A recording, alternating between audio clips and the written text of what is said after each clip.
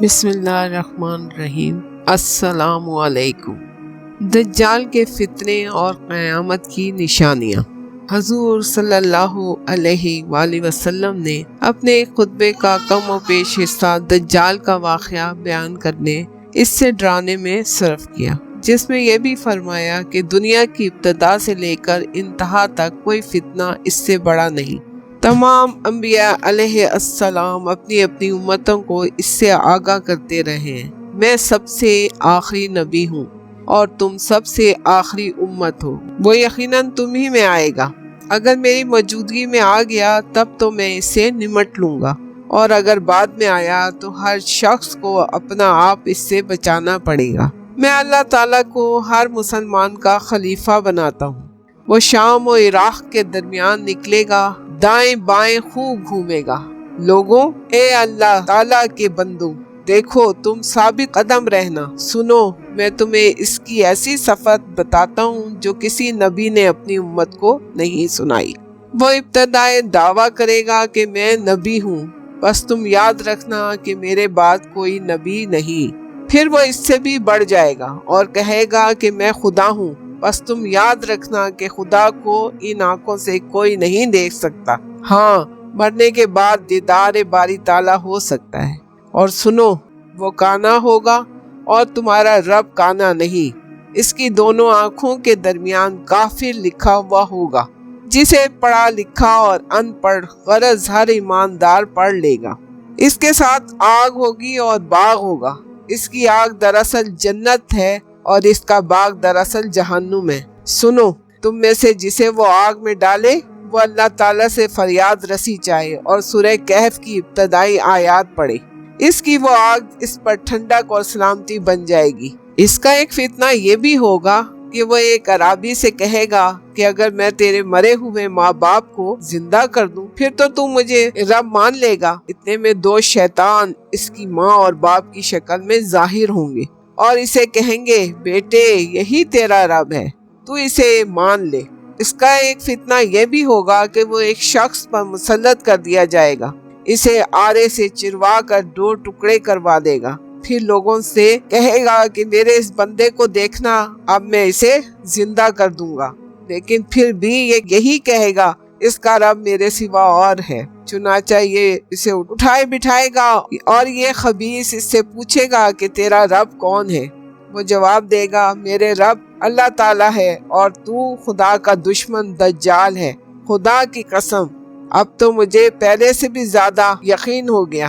دوسری سند سے مروی ہے کہ حضور صلی اللہ علیہ وآلہ وسلم نے فرمایا، یہ مومن میرے تمام امت سے زیادہ بلند درجے کا امتی ہوگا۔ حضرت ابو سعید خدری فرماتے ہیں کہ اس حدیث کو سن کر ہمارا خیال تھا کہ یہ شخص حضرت عمر بن خطاب رضی اللہ تعالیٰ ہی ہوں گے۔ آپ رضی اللہ تعالیٰ عنہ کی شہادت تک ہمارا یہی خیال رہا۔ حضور صلی اللہ علیہ وسلم فرماتے ہیں، اس کا ایک فتنہ یہ بھی ہوگا کہ وہ آسمان کو پانی برسانے کا حکم دے گا اور آسمان سے بارش ہوگی۔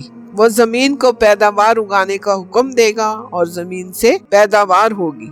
اس کا ایک فتنہ یہ بھی ہوگا کہ وہ ایک قبیلے کے پاس جائے گا اور وہ اسے مانیں گے۔ اسی وقت ان کی تمام چیزیں برباد اور ہلاک ہو جائیں گی۔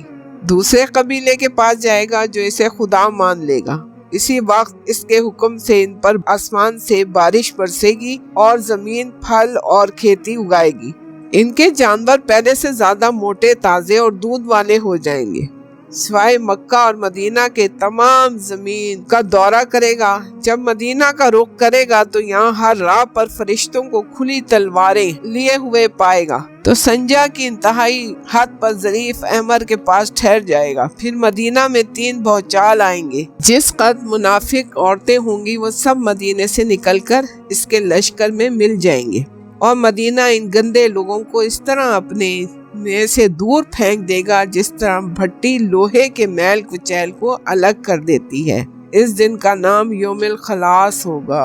ام شریک رضی اللہ تعالیٰ عنہ نے حضور صلی اللہ علیہ وآلہ وسلم سے دریافت کیا کہ یا رسول اللہ، اس دن عرب کہاں ہوں گے؟ فرمایا، اولاً تو ہوں گے ہی بہت کم، اور اکثریت ان کی بیت المقدس میں ہوگی۔ ان کا امام ایک سالہ شخص ہوگا جو آگے بڑھ کر صبح کی نماز پڑھا رہا ہوگا۔ جب حضرت عیسیٰ ابن مریم علیہ السلام نازل ہوں گے، یہ امام پچھلے پیروں پیچھے ہٹے گا تاکہ آپ علیہ السلام آئیں، بڑھ کر امامت کرائیں، لیکن آپ علیہ السلام اس کی کمر پہ ہاتھ رکھ کر فرمائیں گے کہ آگے بڑھو اور نماز پڑھاؤ، اقامت تمہارے لیے کہی گئی ہے، بس ان کا امام ہی نماز پڑھائے گا۔ نماز سے فارغ ہو کر آپ علیہ السلام فرمائیں گے دروازہ کھول دو، بس کھول دیا جائے گا۔ ادھر دجال 70,000 یہودیوں کا لشکر لیے ہوئے موجود ہوگا، جن کے سر پر تاج اور جن کی تلواروں پر سونا ہوگا۔ دجال آپ علیہ السلام کو دیکھ کر اس طرح گھلنے لگے گا جس طرح نمک پانی میں گھلتا ہے، اور ایک دم پیٹ پھیر کر بھاگنا شروع کر دے گا۔ لیکن آپ علیہ السلام فرمائیں گے خدا نے مقرر کر دیا ہے کہ تو میرے ہاتھ سے ایک ضرب کھائے گا تو اسے ٹال نہیں سکتا۔ چنانچہ آپ علیہ السلام اسے پاس پکڑ لیں گے اور وہیں سے اسے قتل کر دیں گے۔ اب یہودی بدحواسی سے منتشر ہو کر بھاگیں گے، لیکن انہیں سر چھپانے کو جگہ نہ ملے گی۔ ہر پتھر، ہر درخت، ہر دیوار اور ہر جانور بولتا ہوگا کہ اے اللہ، مسلمان یہاں یہودی ہے، آ کر اسے مار ڈال۔ ہاں، بیبول کا درخت یہودیوں کا درخت ہے، یہ نہیں بولے گا۔ حضور صلی اللہ علیہ وسلم فرماتے ہیں پھر عیسیٰ ابن مریم علیہ السلام میری امت میں حاکم ہوں گے، عادل ہوں گے، امام ہوں گے، با انصاف ہوں گے، سلیب کو توڑیں گے، خنزیر کو قتل کریں گے، جزیے کو ہٹا دیں گے، حسد اور بغض بالک جاتا رہے گا، ہر زہریلے جانور کا زہر ہٹا دیا جائے گا۔ بچے اپنی انگلی سانپ کے منہ میں ڈالیں گے لیکن وہ انہیں کوئی ضرر نہ پہنچائے گا، شیروں سے لڑکے کھیلیں گے، نقصان کچھ نہ ہوگا، بھیڑیے بکریوں کے گلے ریوڑ اس طرح پھریں گے جیسے رکھوالا کتا ہو۔ تمام زمین اسلام اور اصلاح سے اس طرح بھر جائے گا جیسے کوئی برتن پانی سے لبالب بھرا ہوا ہو۔ سب کا کلمہ ایک ہو جائے گا، اللہ کے سوا کسی کی عبادت نہ ہوگی، لڑائی اور جنگ بالکل موقف ہو جائے گی، زمین مثل سفید چاندی کے منور ہو جائے گی۔ ایک جماعت کو ایک انگور کا گوشہ پیٹ بھرنے کے لیے کافی ہوگا، ایک انار اتنا بڑا ہوگا کہ ایک جماعت کھائے اور سیر ہو جائے۔ بیل اتنی قیمت پر ملے گا اور گھوڑا چند دھرموں پر ملے گا۔ لوگوں نے پوچھا اس کی قیمت گر جانے کی کیا وجہ ہوگی؟ فرمایا اس لیے کہ لڑائیوں میں اس کی سواری بالکل نہ لی جائے گی۔ دریافت کیا گیا کہ بیل کی قیمت بڑھ جانے کی کیا وجہ ہے؟ فرمایا اس لیے کہ تمام زمین میں کھیتیاں ہونی شروع ہو جائیں گی۔ دجال کے ظہور سے 3 سال پیشتر سخت قید ساحلی ہوگی۔ پہلے سال بارش کا تیسرا حصہ بے حکم خدا روک لیا جائے گا اور زمین کی پیداوار کا بھی تیسرا حصہ کم ہو جائے گا۔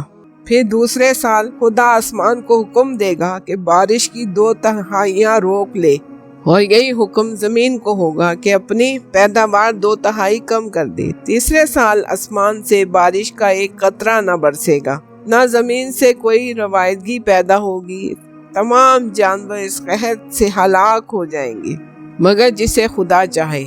آپ صلی اللہ علیہ وآلہ وسلم سے پوچھا گیا کہ پھر اس وقت لوگ زندہ کیسے رہ جائیں گے؟